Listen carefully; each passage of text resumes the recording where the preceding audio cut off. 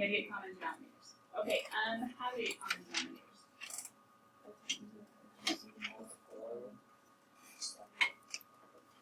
Well, first thing, we had to multiply by the other, right? We had to go ahead and say, well, you don't match him, so then we have to multiply both sides, or I should say, both pieces, both fractions, by the other denominator, top and bottom.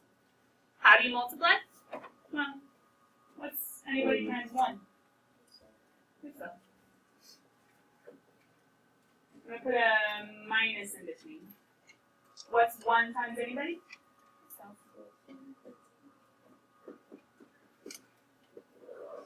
Put the minus in line. And then my common denominator is secant x plus 1, secant x minus 1. But this is going to be a little bit illegal unless we change something. What can we do? Cut the secant of x. Gotta do that. Otherwise we're killing the seal. Right? Because we're subtracting this entire expression, which means we have to sign it both. Yeah?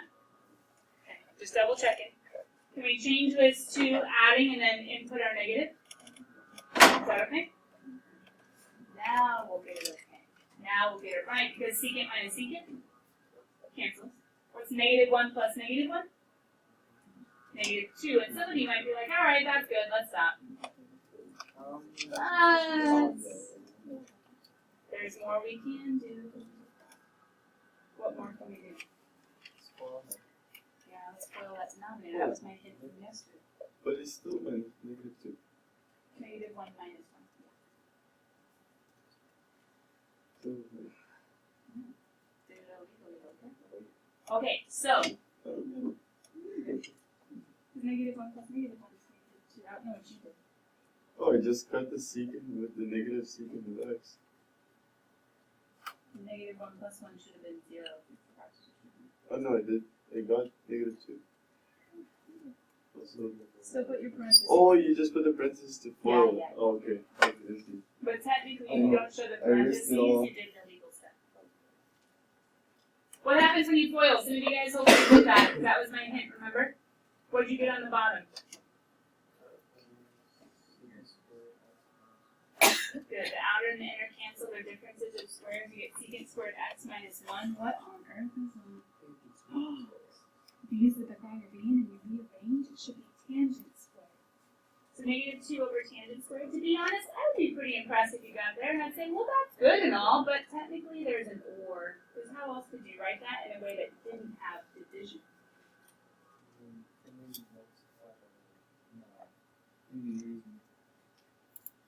Make it too hard. Yes. Nothing it down. It's more like bringing it up. What stands? Cotangent is 1 over tangent, but I need a squared, so I'm going to put cotangent. Done. I still need the negative 2 times, because normal cotangent is 1 over tangent. I need 1 over tangent squared, which will be cotangent squared, and I need that negative 2. The best way, I would probably guess that the back of the book would have this answer, because this is kind of like fully simplified, even the division is gone, the fractions are gone, the division is gone. But I think both answers are good. Both answers show a pretty good understanding. Now, let's go to that next one. How'd you guys do this one? Plug in. What did you plug in? So 9 minus who squared? X squared. And who is x? 3 cosine beta, but I need a square. I'm going to simplify. What do you know? It's kind of like distributing, but there's no distributing to actually do, but there's multiplying to do. There's squaring to do. Yeah. What's 3 cosine times 3 cosine? 9 cosine squared. You get both squared? Oh, you can get 1 minus 1 cosine. Ooh. 3 cosine times 3 cosine is 9 cosine squared. I still have the 9 minus. I still need a square root. Let's keep going. Uh-oh. That's not a property. But, isn't there a common 9 that I can factor out? That I factor out the common 9? That's minus cosine squared. Tangent sine squared x. Sine Oh, squared. You're thinking cosine? No, you're thinking secant. 1 minus cosine squared is sine squared. For most Pythagoreans, I still have a square root. I still have a square root. But I can say square root of 9 is 3. Square root of sine squared is sine. And to be super snazzy, technically, when I square, it's a positive, and square root of a positive is a positive. So to make it all nice and legal, I would technically need little absolute value bars. They could be outside the whole thing, or they could be just outside the sign because the 3 is already positive. To technically be right, I have to keep it positive, and the only way to keep sign positive is to put little absolute value bars. Done. If I see absolute values in like a multiple choice answer, I'm like either it's it or she's trying to like Tricky. absolutely. It happens. It happens. Tricky. It's like in calculus when there start coming answer choices of none of these for every single one. Okay. It's fun though. Just a little bit of an adventure. Kiddos, that's section 5.1, yeah? We're going to go to 5.2 right after, well, hold on. Let's actually start writing. So you guys get this page down. It's the long page. I'm going to go ahead and underline the most important things. You don't technically need to write every single word for every single step, but the steps will help. Let me have, you guys can see it okay, right? Let me have you guys actually get this copied down in your notes since you're already in your notes. Then we'll rush over to check our homework. And we'll rush back. Because this is where we apply what you've practiced in Python. To be able to do T-proofs better. So, let's skip 3 lines. Then,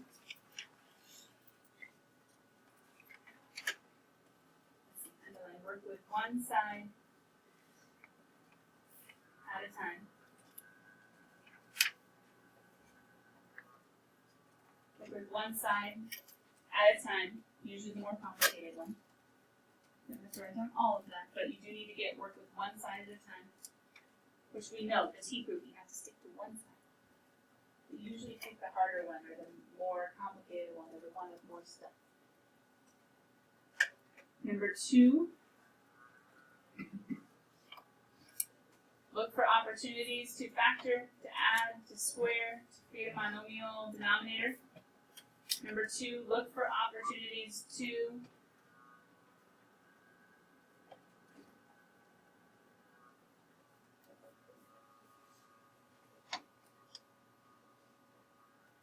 simplify things. I'll say do math. Look for opportunities to do math. If you want to add more than that, you can. What else is in number 2 are all the directions from 5.1. Saying, hey, remember you can factor. Hey, remember you can put together fractions with common denominators. Hey, remember you can FOIL stuff if there's something being squared. Hey, remember you can common denominators, same thing as add fractions. So number 2 basically says, hey, look to do some math. Look to see if there's any math you can do. Get a common denominator, factor, multiply, combine like terms. That's all like math. But technically it's algebra, but look to do math. Number 3 says, look to use the identities. Look to use the identities. Number 2 says, hey, is there some math you can do? Number 3 says, well, there's no math you can do to make it any simpler. All right, well, look to your properties. Look to your formulas. Look to your identities.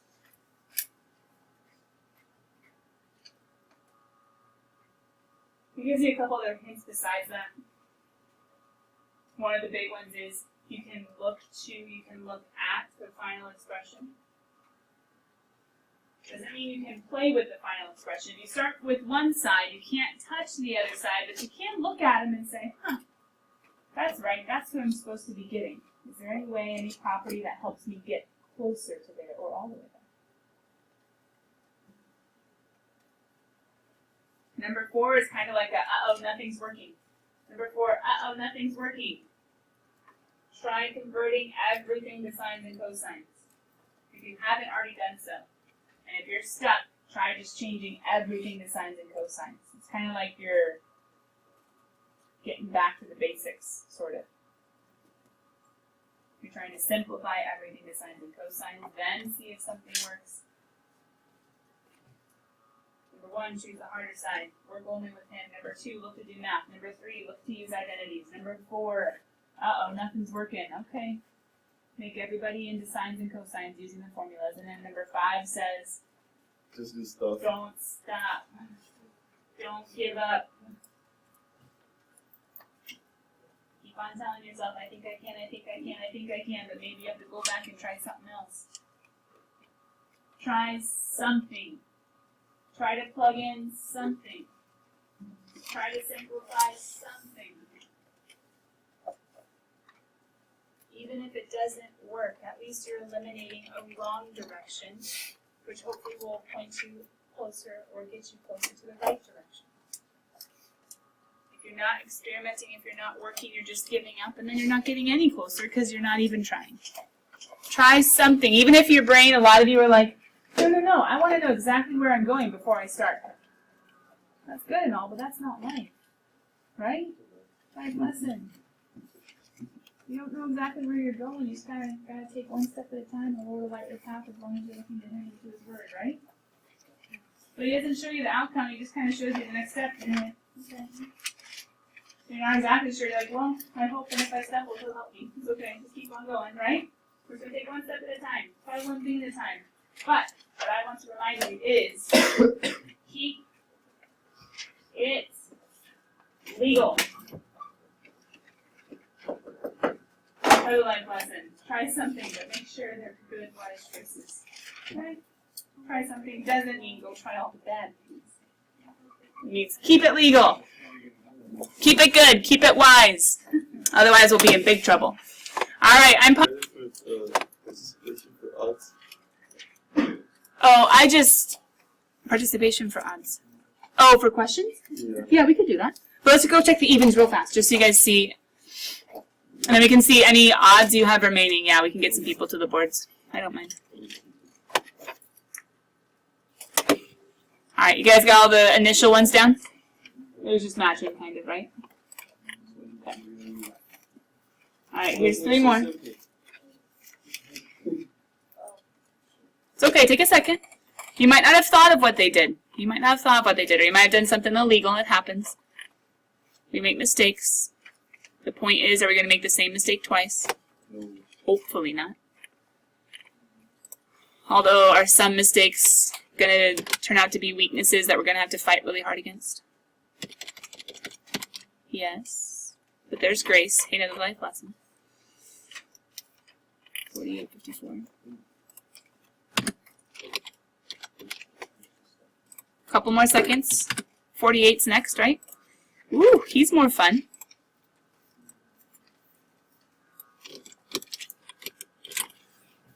Ready for 48? Woo. I'll give you a second. Did they get a common denominator? Yeah, they did. Did they get a common denominator? Mm-hmm. Without that, you would have been really stuck. This one started with math. Our last one will be 54, but let me give you 1 more minute.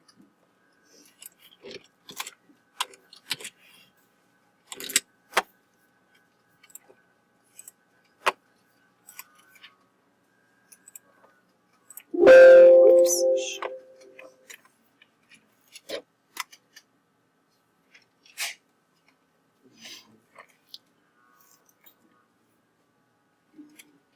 Do you guys realize why I did a common denominator-y one? I was trying to help. This one times cosine over cosine. That's how you get cosine squared. This one times 1 plus sine over 1 plus sine. That's how you get him squared. Hopefully nobody killed a puppy. Did you foil and get all the pieces? Wait, what? How'd they make that jump? That doesn't make any sense. How'd they go from here to here? Cosine squared plus sine squared plus cosine squared is 1. And 1 plus 1 is 2. Cosine squared plus sine squared. We could have rearranged them, but cosine squared plus sine squared is 1, and 1 plus 1 is 2. Then they factored, yay, then they crossed, yay, then they got, whew. Never last one. Is that like the one we started class with? Kind of. Plug it in, yay, 49, pull it out, yay, that's a property, yay, let's take a square root, and technically they should have put an absolute value. They're being a little illegal there. Either way. Are we good? Alright, what odds do we have questions on? We gotta go fast though. So as soon as you get a problem, as soon as I give it to you, run up here, grab a marker, and then we'll keep going. But anybody get stuck on any odds? Nicole? 33. Who else? Oh, yeah. Oh, you want it? Come take it. Is that the only odd? 14. You just put the answer. Yeah. And I don't think it's right, but it is something constant. Okay, it's mine. I get it. I get participation. Yay, 13. Okay. 33. I'm going to go to the notes just so that we have it somewhere, but guys, don't stress. You can just stay in your homework if you want. Here we go. Okay. What was the problem number 33?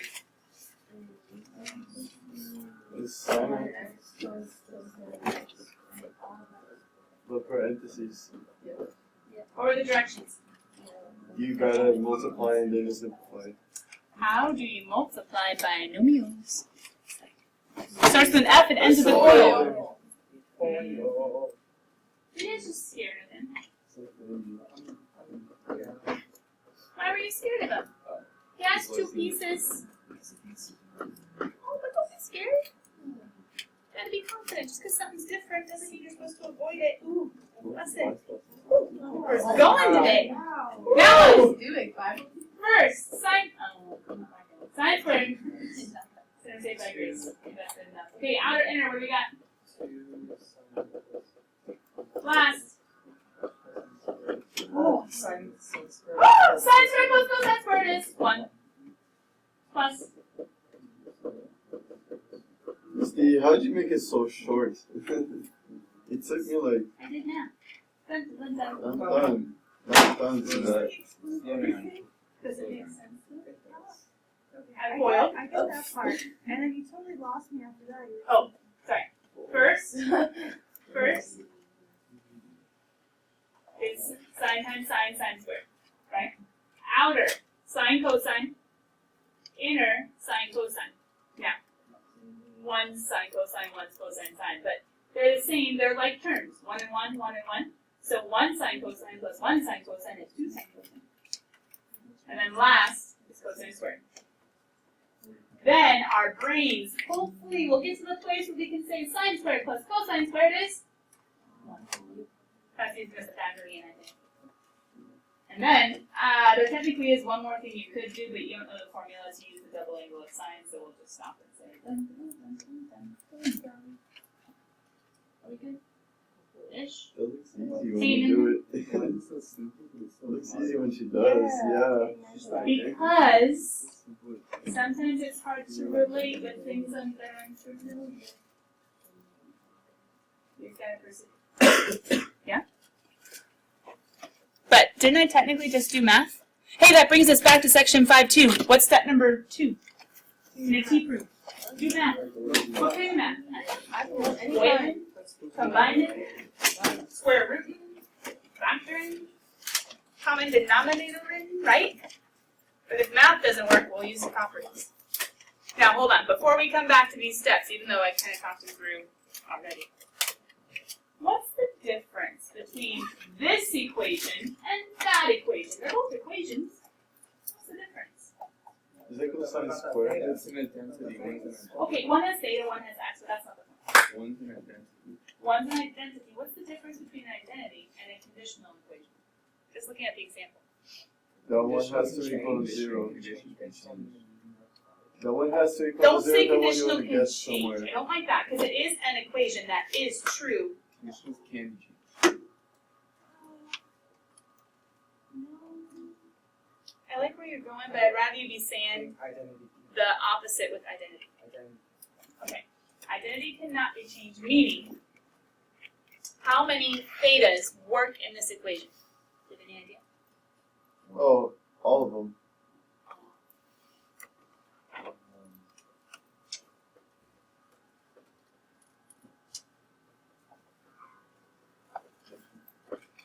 When I say real, let's not go into imaginaries right now, okay? An identity is true for all thetas. Sine squared of anybody plus cosine squared of the same angle equals 1. Sine squared of pi over 3 plus cosine squared of pi over 3 is 1. Sine squared of 37 degrees plus cosine squared of 37 degrees is 1. Sine squared of any angle plus cosine squared of that same angle is always 1. Doesn't matter what theta value. Conditional equation is only sometimes true. Which one are you more used to now? Is it conditional or is it identity? Yeah, you're just solving for the particular x values. And this one, how would you solve for those x values? So you have to, how do you undo cosine? Cosine inverse. I take cosine inverse of the left side. Take cosine inverse of the right side. Cosine inverse of cosine. They undo each other. 2x equals cosine inverse of 0 is pi over 2. Struggle some of you. Yeah, the inverse is the 1. Then we divide both sides by 2 or multiply both sides by 1/2. X equals pi over 4. And a few others. Our point today is not figuring out how to solve that equation and how to get all of the possible values. It's actually section 5.3 after we get back from break. Pi over 4 is one answer, but there are coterminals that are going to have the same answer. So there are multiple angles, but it's not all angles. Pi over 3 doesn't work. Pi over 3 doesn't work. Possibly 3 pi over 4 does. But 5 pi over 6 doesn't work. So, an identity is true for everybody. Conditional equation is true for just a few. Ha! True for just a few. That's nice. Okay, so let's come back. Let's come back. A few extra notes beyond the book steps. I think sometimes it's easy just to kind of warn you about what might be coming so that you know how to face it. And then we're just going to basically do examples till the end for those T proofs. And see how we do. Check QED. Hopefully we get there. First of all, useful to transform trig expressions into a form that is more useful algebraically. That sounds kind of weird. But sometimes it can be useful to transform trig expressions into a form that is more useful algebraically. What do I mean? Sometimes you better use a property to be able to do the math. Sometimes you better use a property to be able to do the math. In this example, which of these is not like the other and could be substituted to become like the other? Yeah, I don't like sine squared. I really, really, really wish it was cosine squared. Why? If I had a cosine squared and a cosine and a number, I could, you remember what you did in homework with those ones? You factor.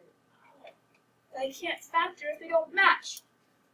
Good thing I'm going to use what property? Sine squared x equals? Can't I get a cosine squared in cosine squared? I really want to factor. It looks so close, and yet I need to substitute before I can do the math. It doesn't quite match up yet. That's one hint. Another quick note is you cannot assume the two sides are equal, so you cannot work back and forth.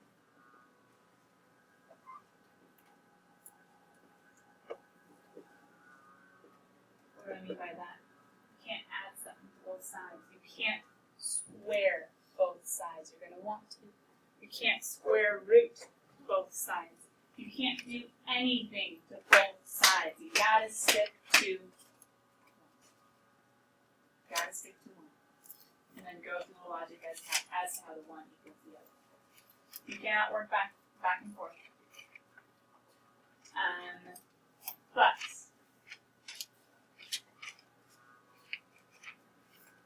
you can look. You can't work back and forth. You can't move stuff back and forth from one side to the other, but you can look at the other side and strategize based on what you see.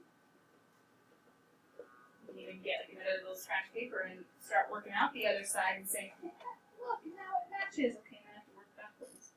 You can look at the other side, you just can't include work from the other side unless it's shown on the one side you're working from in order to get on. And then the last hint is, hey, all those directions that you were given in 9.1, they were having you practice them on purpose because you're going to have to use them. Factoring, common denominatoring, is that a verb? I don't think so. Simplifying, plugging in properties, adding, combining like terms, foiling, all that jazz. Woo, there's a fun one. You guys ready? What's nice about 5.2? You know exactly from the problem what you're supposed to get. 5.1, it's kind of a shot in the dark in the sense of I'm going to go and hopefully I get what the book says I should have, right? You didn't know for sure when to stop. So you had issues starting, but you didn't know where to stop. But this one, you know the beginning and you know the ending. You just got to choose who's who. Kiddos, don't follow cow chat on this. I want to see in your homework a T. What does it do? Separate the sides. Why does it do it? You choose a side and stick to that side. Make it match the other. Do not work back and forth. Huh. Which side do you think you should choose? Oh, yeah. Because I can look to the other side. I want to keep the sine squared and get rid of the cosine squared. There's a property for that. I need you guys to rewrite. I know it's going to be annoying, but hey, I'll give you a half point if there's a quiz or test or on the final. I'll give you a half point if it's a long answer just for doing that. I'll take away a half point just for not doing that. Why do I say that? Because you need the problem to be nice and clean and untouched in case you immediately make a mistake. So you can go back and check it. What are we going to do with cosine squared? Change it.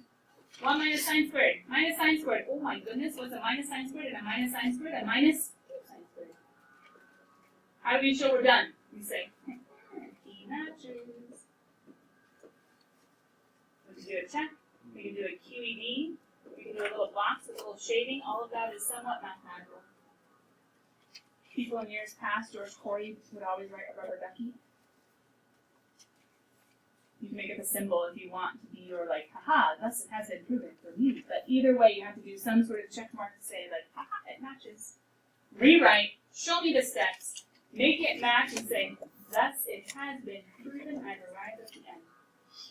Check mark will suffice. Did we make it? Didn't lose anybody along the way? No man left behind?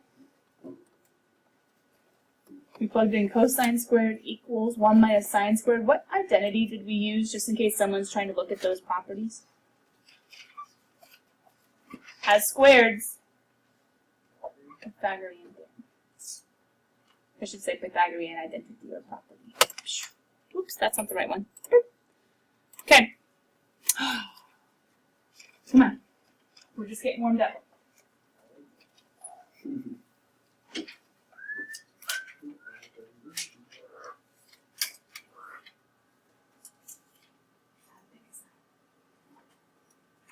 Both of them could have steps for us to take. Which ones do we want?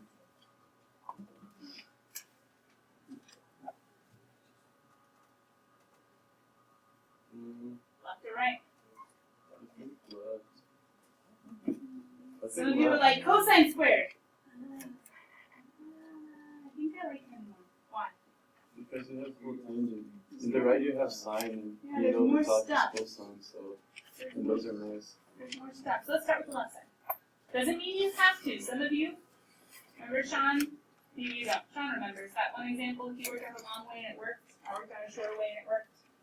Some of you will have creative approaches to this. You can kind of express your creativity in the sense of you try one and maybe you can get it to work. It's usually best to pick the more complicated side, which means the one with the trig stuff that can be substituted more. Is there any math to do? No. There's no common. Those T's are stuck inside. I can't think of those. There's no math to do, then we better use some identities. What do you guys think?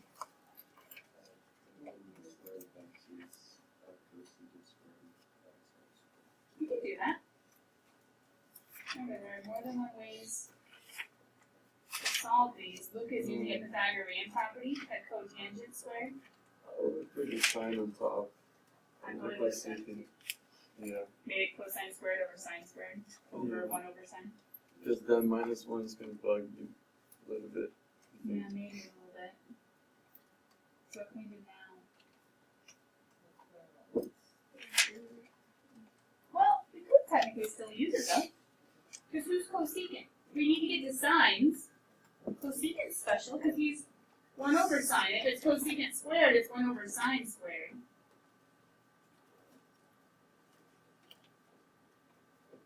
You guys remember how to simplify complex fractions minimally?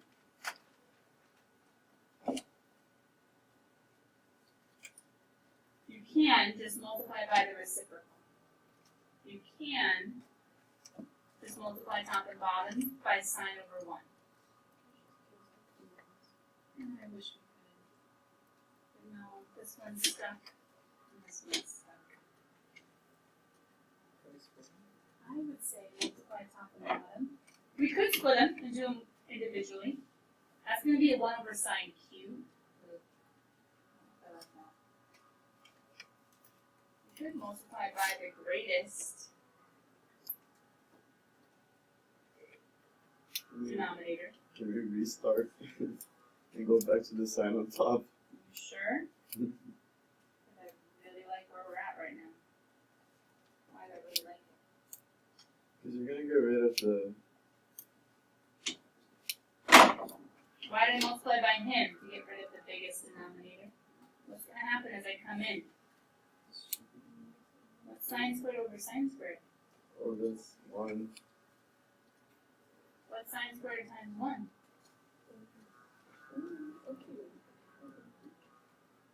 What's this little guy? How many signs reduce? Who's 1? Luca, yours would have been okay. So you would have had to change cosine squared to be 1 minus sine squared, and you would have been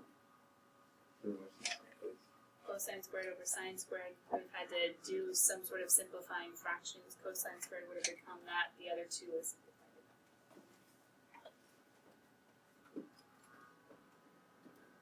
This wasn't a magical way, but it was a possible way. Remember Latin 4? That's But Luca was at the beginning. He was saying, like, why not just do cosine squared over sine squared over 1 over sine? That would work. Because So cosine. I look at the 4th step and just try sines and cosines. Like Yeah. they're your friends, so. Yeah. So if you like the sines and cosines, you can just get rid of all the nasty cosecant, cotangent stuff right away. But that way does work. Oh, this one's hard. Which side do we start with? Ew, it's gross. Just kidding. Which one's the hardest side, obviously? Yeah, right? We're not choosing that right side. Secant's 1 over cosine. Of course that matches. No, we're not starting with secant. Who knows what to do with him? Stuff must have been canceled, simplified, something or other. The secret, Isn't that is that equal to cosecant? You can't square root a binomial without killing the Doesn't it work just like sine if I had. No. No squareds. You can't use Pythagorean. No squareds. Oh, yeah. Any Dang. ideas? what about that 1 minus cosine? Ooh. Maybe. Look at the other side. Are there any cosines on the other side? Not exactly. So, who's cosine? See 1 over secant? The 1 minus. What would you rather do? Change secant to 1 over cosine or change cosine to 1 over secant? Sean's seeing we only have secant, so why not just keep it secant? Okay.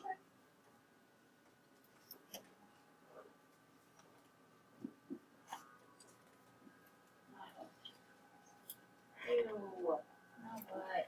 Wait! Can we follow my trick from the page before? How do we simplify complex fractions?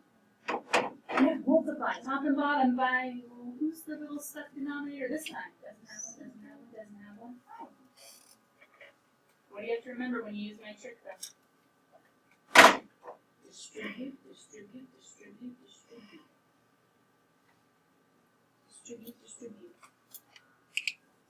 What happens up top?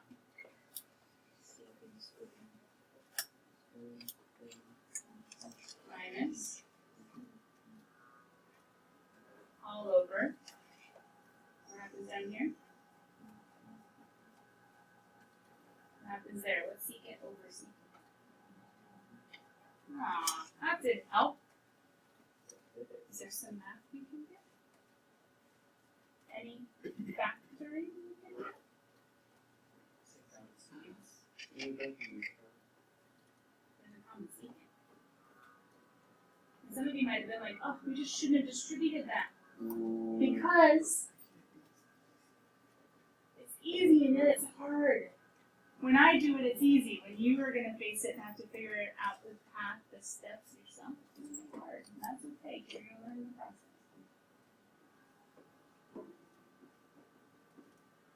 Those of you that like knowing the end from the beginning, you just kind of got to go for it.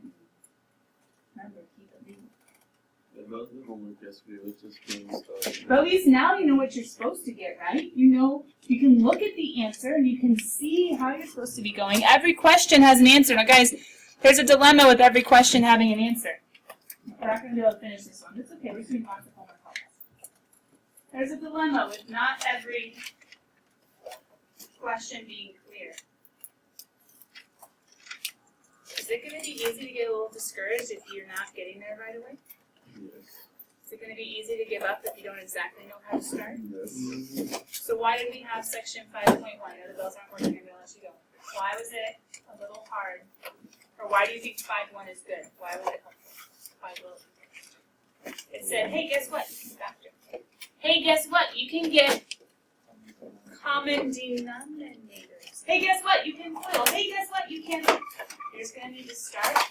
Try, attempt, always try something. If it doesn't work, go back and try again. It's going to be a little hard because you know the answer, but do your best. If at first Don't leave them blank. Don't leave them blank. Do your best. Bye, guys. Later, Gators. Congratulations.